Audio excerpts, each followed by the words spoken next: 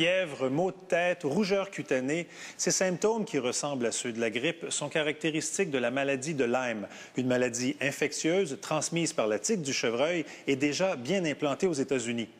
On croyait encore récemment que le Québec en était épargné, mais une vaste étude de la santé publique du Québec montre au contraire que la tique du chevreuil remonterait vers le nord au fur et à mesure que notre climat se réchauffe.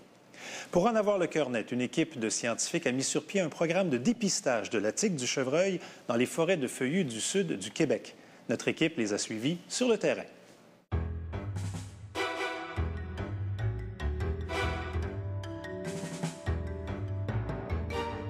Un nouvel intrus est aux portes de nos forêts. Il s'agit de la tique du chevreuil, un insecte pas plus gros qu'une tête d'épingle. En général, les tiques sont inoffensives. Mais cette tique peut être porteuse de la bactérie qui cause la maladie de Lyme. Elle est un vecteur de la maladie, c'est-à-dire qu'elle la transmet sans en être affectée. Le problème, c'est que la population de tiques du chevreuil, déjà présente aux États-Unis, semble s'accroître chez nous. Au fil des années, on a accumulé des informations qui montrent qu'il y a de plus en plus de tiques qui sont retrouvées au Québec. Le Dr François Milord est médecin conseil à l'Institut national de santé publique du Québec. Il est à la tête d'une opération de détection des tiques sur le sol québécois. Alors, la maladie de Lyme, en fait, c'est une maladie infectieuse qui est causée par une bactérie qui s'appelle Borrelia burgdorferi. Et cette bactérie-là est transmise par une tique qu'on appelle communément la tique du chevreuil, mais qui a un nom scientifique, c'est Ixodes scapularis. Chez les gens infectés, cette maladie se caractérise par des maux de tête, une fièvre, de la fatigue et des rougeurs cutanées. La maladie de Lyme se présente en 3 phases. La première phase se présente sous la forme d'une éruption cutanée. Donc, c'est une éruption, en fait, au site où la tique a piqué. En fait, on parle d'une éruption en forme de cible. Souvent, en fait, idéalement, on fait le diagnostic et le traitement à cette étape-là et la maladie s'arrête là. Chez les humains, si l'infection à la maladie de Lyme n'est pas détectée et traitée à temps, elle peut entraîner des problèmes beaucoup plus sérieux des systèmes cardiaques et nerveux, entre autres.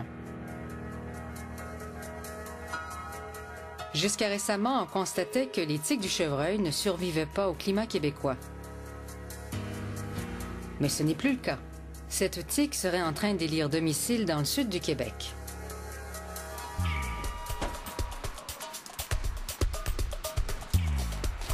Pour vérifier et prouver cette hypothèse, il a fallu mettre sur pied un programme officiel de collecte des tiques dans les régions les plus chaudes du Québec, soit en Montérégie et en Estrie.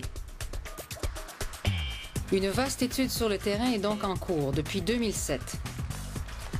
Sur 46 sites identifiés, des équipes de 2 scientifiques vont déposer des cages le soir et reviennent le matin pour observer leur prise. On s'intéresse surtout, à ce moment-ci, à la progression du vecteur qui transmet la maladie de Lyme, donc de la tique. C'est certain qu'on surveille aussi, est-ce qu'il y a des humains qui attrapent la maladie de Lyme, mais comme il y a très peu de cas qui sont rapportés chez l'humain actuellement, notre préoccupation actuelle est surtout de démontrer est-ce que la tique, le vecteur de la maladie, est présent au Québec. L'objectif, trouver des tiques dans le poil de petits rongeurs comme la souris à pattes blanches. Ce type de souris, qui est en quelque sorte un réservoir de la bactérie, est une cible de choix pour les tiques.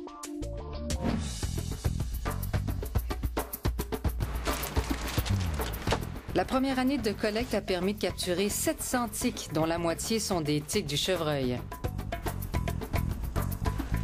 Parmi les tiques du chevreuil que nous avons identifiées, en fait, c'était environ 1/3 de larves, 1/3 de nymphes et 1/3 d'adultes. Mais comment s'assurer que les tiques capturées ne sont pas venues des États-Unis, importées ici par des oiseaux migrateurs?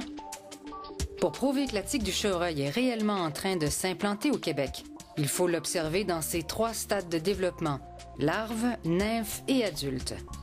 On saura alors si elle se reproduit au Québec, malgré le climat froid.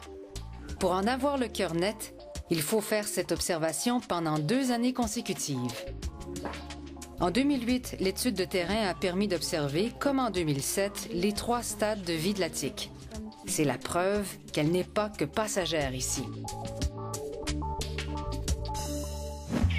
C'est au laboratoire de santé publique du Québec, situé à Sainte-Anne-de-Bellevue, que l'équipe du Dr Mylord envoie les tiques attrapées pour confirmer qu'il s'agit bien de tiques du chevreuil.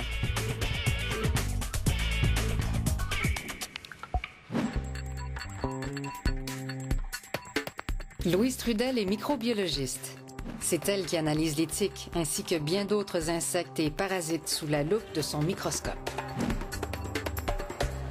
Pour qu'une région soit définie comme région endémique pour la maladie de Lyme, il faut avoir démontré que la tique, Vectris ixodes scapularis, est bien établie dans cette région-là. Donc, on peut retrouver tous les stades de la tique, y compris les stades immatures, et qu'on est en mesure de démontrer qu'il y a un pourcentage suffisant de tiques infectées pour pouvoir transmettre la maladie. De toutes les tiques qui ont été récoltées dans le sud du Québec, jusqu'à 10% étaient porteuses de la bactérie Borrelia burgdorferi qui cause la maladie de Lyme. Voici comment le cycle de propagation de la maladie